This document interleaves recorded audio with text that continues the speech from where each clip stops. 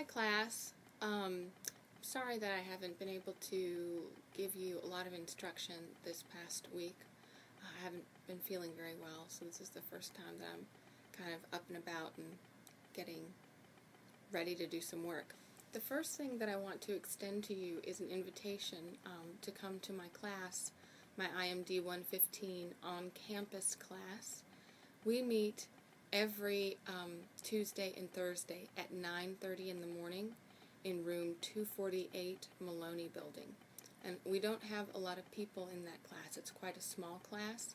So it would be great anytime you'd like to come and drop by. Like I said, it starts at 9:30 and we're working pretty much on all the same projects, so you'll be able to fit right in. And that way we can meet and I can help you with anything that you might need special help with. And I think you'll get a lot out of it, and you might understand better what our assignments are. Okay, so let's talk a little bit about your assignments last week. I asked that you read the Cornelia Parker online and take a look at that. That was something that explains a lot about different dimensions in space and where things are located. It's called depth of field when you are standing somewhere and you are looking off in the distance, and the things that are between you and that end point are the things that give you depth of field, that allow you to understand the amount of space between yourself and that furthest object that you can see. This goes along with something called the horizon line. I want everybody to think about looking across the room, at the wall across the room. Well, you don't necessarily see the baseboard. You're seeing at eye level. So the baseboard would offer you some kind of perception of that space. The molding at the ceiling offers you perception of that space. And the direct line of sight gives you a good idea about middle ground. Now, if something's closer to you, and you've got the wall, and then you have something closer to you, say a little boy is standing very near in front of you, but there's a wall far behind him. The boy is what's called foreground. Why? Because he's coming forward in the picture plane. This is important to graphic design, the way that the apple drawing, going around and around that form of the apple, because we must understand what space exists before we can flatten it in a way that is a tool instead of just a default. We don't want to do the default flattening because we think we're graphic designers. And that's how it should be, because that's not good design. That's crap design. Anybody can do that.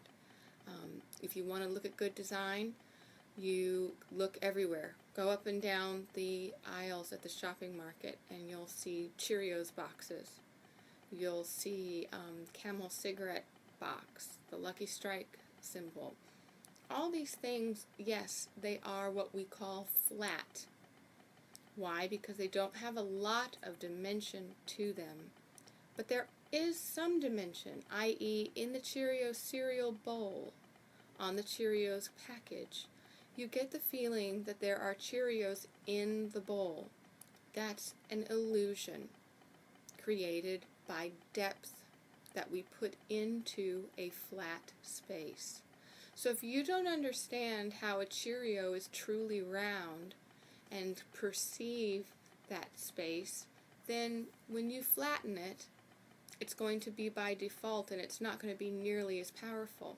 I want everybody in this class to get muscle memory about how to draw things going around in space and how to see things in space, because that will translate to any tool in any software that you use.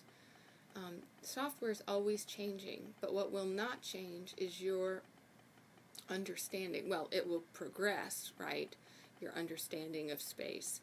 But if you don't have it to begin with, if you're not aware of it, then, not much is going to work out for you that way. So we want everybody in here to be good designers. So on that note, why did I give you Cornelia Parker? Why? Because I think her hanging fire illustrates that this was a heap on the floor. She erected it upwards. You could walk around that sculpture from all different angles and see something different within it. So it was very articulate of the actual space it was in, and so I find that intriguing, and I think it's a good way to understand.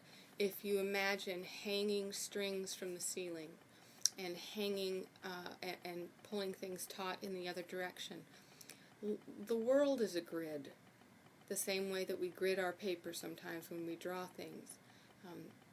So that's why I wanted you to look at Cornelia Parker. Now, regarding the